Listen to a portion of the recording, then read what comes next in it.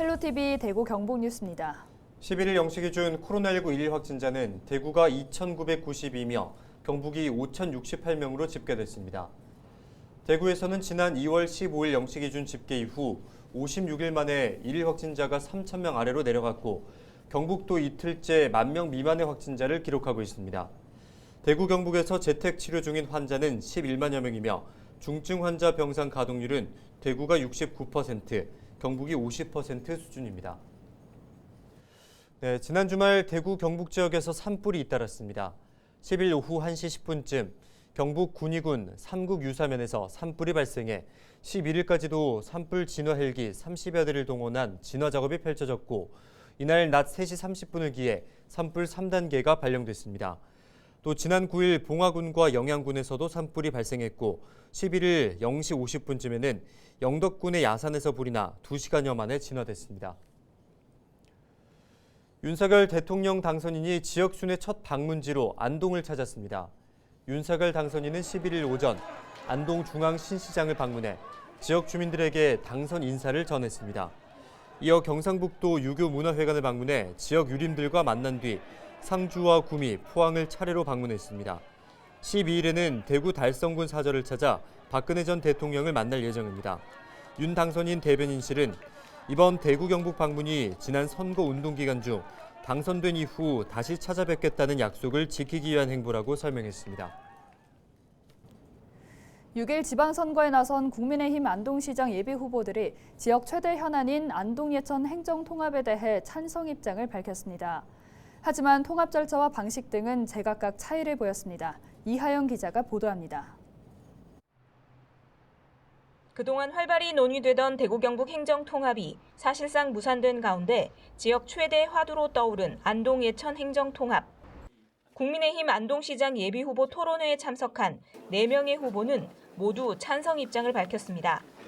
권대수 예비후보는 지방 소멸 시대에 공동으로 대응하기 위해서는 안동과 예천의 통합이 필요하며 인근 청송과는 문화관광 분야의 협력을, 의성과는 산업 경제 분야의 연계가 필요하다고 말했습니다. 지방 소멸 대응 기금을 조성합니다. 1년에 1조 원씩해서 10년간 10조 원을 조성합니다. 이런 지방 소멸 대응 기금에 신청하는 단계부터 안동 예천이라든지 안동 의성, 안동 청송 이 지자체들이 공동으로 대응을 해서 관련 예산을 확보하는 방법도 상호 신뢰를 증진하는 데 필요하다고 보여집니다. 권용혁 예비후보는 시민들의 압도적인 찬성이 있어야 행정통합이 이루어질 수 있다며 많은 공론화가 필요하다고 주장했습니다. 안동 예천이 하나가 되어야 하는 분명한 이유는 있습니다.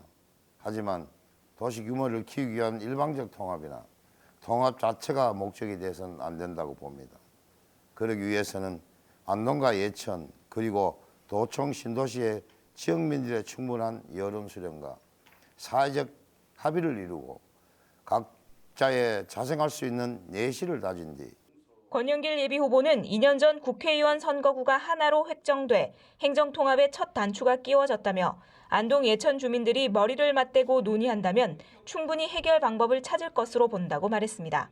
시민사회를 중심으로 안동 예천 행정통합에 대한 필요성과 당위성을 알리는 토론회와 설명회를 충분히 가져야 하고 안동과 예천이 전국 규모 행사 등을 공동으로 유치해서 서로 간에 거부감도 없어야 합니다. 그리고 도청 신도시와 각 시군 운동심이 상생할 수 있는 발전 방안도 모색을 해야 합니다. 권기창 예비후보는 도청 신도시가 별도의 행정구역으로 분리되면 안동과 예천은 역사 속으로 사라진다며 행정구역을 통합해야 한다고 강조했습니다. 안동, 예천 중에서 하나를 쓰는 방법, 아니면 전혀 새로운 이름을 정하는 방법, 아니면 안동과 예천을 공동으로 쓰는 방법이 있습니다. 이것은 주민들이 결정하면 별 문제가 없습니다. 두 번째 이슈가 되는 것이 뭐냐면 통합청사의 위치입니다. 1차적으로는 기존의 안동청사와 예천청사를 그대로 쓰는 것이 혼란을 방지하는 방법입니다. 한편 국민의힘 안동시장 선거에는 예비후보로 등록한 4명 외에 권용수 건국대 교수가 공천을 신청해 5명이 당내 경쟁을 치르게 됐습니다. 헬로티비 뉴스 이하영입니다. 네, 한 주간 발생한 뉴스를 재정리해보는 시간입니다. 지난 한 주 동안 주요 뉴스는 뭐가 있었는지 이상원 뉴스민 기자를 통해서 이야기 나눠보겠습니다. 화상으로 연결해봅니다. 안녕하십니까? 네, 안녕하십니까. 뉴스민 이상원 기자입니다. 우선 지난 한 주 동안 발생한 주요 뉴스부터 소개해 주시죠. 네, 먼저 박근혜 전 대통령이 사저 정치를 시작하면서 논란이 일고 있다는 소식 전해드리고요. 대구시장 선거에 나서는 홍준표 의원이 연일 설화를 빚고 있다는 소식도 짚어봅니다.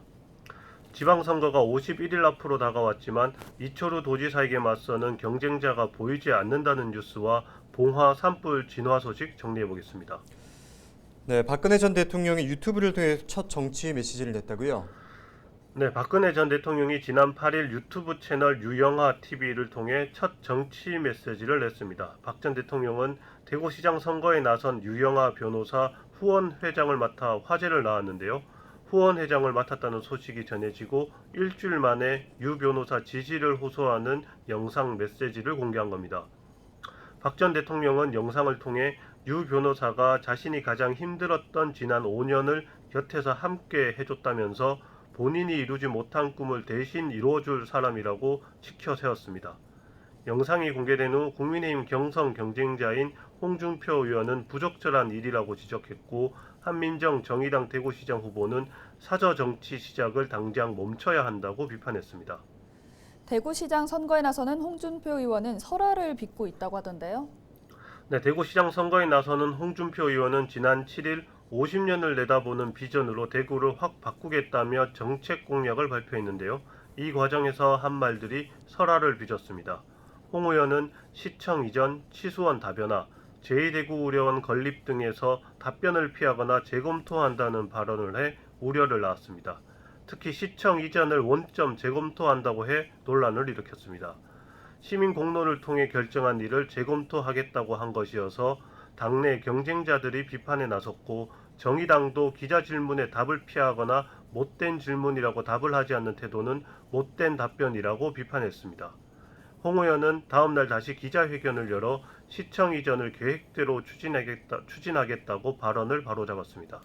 네, 또 국민의힘과 더불어민주당이 광역단체장 후보 접수를 받았는데 경북도지사 신청자가 이철우 현 지사 외에는 없다고요? 네, 국민의힘과 더불어민주당의 광역단체장 공천 접수가 마감됐는데요. 양당을 통틀어 경북도지사에는 이철우 현 지사 외에는 신청자가 없었습니다. 국민의힘은 11일 서울, 부산과 함께 경북을 현역 단체장 단수 공천 지역으로 확정했습니다. 민주당은 지금껏 한 번도 이긴 적이 없는 지역인데다 대선 패배 직후라 나서는 인사가 없는 것으로 보입니다. 때문에 이 지사의 무투표 당선 가능성도 언급되지만 장세호 민주당 경북도당위원장, 오준기 한국도로공사 시설관리 대표이사, 임미애 경북도의원 등이 출마 가능성을 열어놔 후보 등록일 전에 다른 변화가 생길 수는 있습니다. 네, 끝으로 봉화 산불 진화 소식 전해주시죠. 네, 지난 5일 경북 봉화 화천리 야산에서 발생한 산불이 17시간여 만에 완전히 진화됐습니다. 산림청은 5일 낮 1시 29분경 화천리 1원에서 발생한 산불을 초대형 헬기 포함 산불 진화 헬기 25대, 산불 진화대원 804명을 투입해 지난 6일 오전 7시에 진화를 완료했습니다. 산림당국은 5일 저녁 7시부터 산불 3단계를 발령해 가용 가능한 진화 자원을 총동원해 밤샘 진화 작업을 이어갔습니다. 당국은 이번 화재가 산림 인근 주택에서 화목 보일러를 태우고 버린 재에서 발화된 것으로 추정하고 있습니다. 화재 피해는 주택 한 채, 창고 2동을 비롯해 120헥타르가 소실된 것으로 추산하고 있습니다. 지금까지 이상원 뉴스민 기자와 주간 이슈 짚어봤습니다. 고맙습니다. 네, 감사합니다.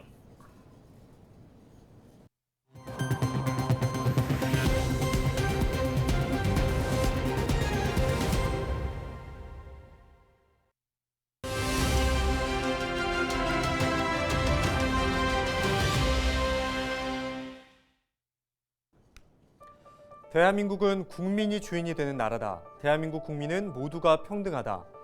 대한민국 건국의 주춧돌이 된 임시정부 헌장의 일부입니다. 이 헌장이 발표된 4월 11일은 바로 대한민국 임시정부 수립 기념일입니다. 한국 최초의 정부는 지금으로부터 103년 전인 1919년 4월 11일에 중국 상하이에 세워졌는데요. 1910년 경술국치로 일본의 나라를 뺏기고 우리 민족은 1919년 이 3.1 운동으로 독립의지를 키워왔지만 일본의 감시와 탄압으로 근거지를 국외에 둘 수밖에 없었습니다. 그 뒤 임시정부는 27년간 항일 독립운동의 구심점으로 강국을 이끌어왔는데요. 우리 민족 역사상 최초의 민주공화제 정부를 기리기 위해 우리는 매년 4월 11일을 기념일로 정해 역사적인 의의를 기리고 애국 선열들의 정신을 기억하며 기념하고 있습니다. 지금은 독립 주권을 외치는 시대는 아닙니다. 그렇다고 해서 임시정부가 보여주는 의미는 퇴색되지 않습니다. 현재 우리가 밟고 있는 이 땅은 그때 수많은 분이 그리워하던 바로 그 고향입니다. 이제 곧 지방선거도 있고 변화된 거리두기도 예고되고 있는데요. 올해도 기념식을 열고 100년의 세월을 넘어 기억한 지금, 우리가 자신의 위치에서 무엇을 해야 하는지 다시 한번 생각해 보게 됩니다. 지금까지 데일리 브리핑이었습니다. 11일 오전 11시 대구 문화예술회관에서 제103주년 대한민국 임시정부 수립 기념식이 열렸습니다. 행사에서는 대한민국 임시정부 선포문이 낭독됐으며 기념 공연과 만세 삼창 등이 이어졌습니다. 특히 이날 독립만세운동을 이끌다 옥고를 치른 박희락 애국지사의 아들 박동욱 전 광복회 대구 지부장이 만세 삼창을 선창하며 순국선열의 희생과 독립정신을 되새겼습니다. 경산시가 영세 소상인들의 불법 간판에 대해 자진 신고를 받아 한시적으로 양성화합니다. 대상은 허가 신고 없이 설치된 고정식 5개 광고물과 기존의 허가 신고를 받은 후 기간 연장을 하지 않은 벽면, 돌출 간판, 옥상 간판 등입니다. 접수 기간은 오는 7월 10일까지입니다. 경산시는 자진 신고 기간 동안 구비 서류를 최소화하고 기간 내에 신고하면 이행 강제금 부과 등 행정 조치를 면제할 방침입니다. 경주시가 온 가족이 더 행복한 인구정책을 발굴하기 위해 인구정책 아이디어를 공모합니다. 경주 시민은 물론 전 국민이 참여 가능하며 공모 기간은 다음 달 15일까지입니다. 주제는 저출산 극복, 아동 여성 친화, 청년 정착, 어르신 지원, 정주 인구 확대, 귀농 귀촌 지원, 가족 친화 문화 확산과 삶의 질 향상 등입니다. 신청은 경주시 홈페이지에서 공모 신청서를 내려받아 이메일이나 우편으로 할 수 있습니다. 경주시는 최우수 1명에게 상금 150만 원, 우수 2명에게 각 100만 원, 장녀 3명에게 각 50만 원 등 온누리 상품권으로 지급하며 오는 8월 심사 결과를 발표합니다. 대구 지역 전통시장 4곳에 화재 알림 시설이 설치됩니다. 대구시는 목조나 경량 구조의 오래된 건물들이 밀집한 전통시장의 화재를 예방하기 위해 올해 4억여 원을 들여 4개 시장 개별 점포에 화재 알림 시설을 설치한다고 밝혔습니다. 이 시설은 열이나 연기, 불꽃 등 화재가 감지될 경우 즉시 소방관서로 통보되는 시스템입니다. 또 33개 시장에 7억여 원을 들여 노후 전선 정비와 노후 전기 설비 개선 사업을 진행합니다. 이 밖에도 전통시장 내 점포에 화재 공제 보험료를 70%까지 지원해 상인들의 피해 회복과 생활 안정을 돕기로 했습니다. 대구시가 시민과 공무원을 대상으로 정책 제안 공모를 진행합니다. 시민과 공무원의 창의적인 아이디어 발굴을 위해 정책에 반영하기 위한 것으로 주제는 대구 자치경찰 치안 신책과 안전문화 정착 방안, 지역관광 활성화와 시민 경제 살리기 등 총 4가지입니다.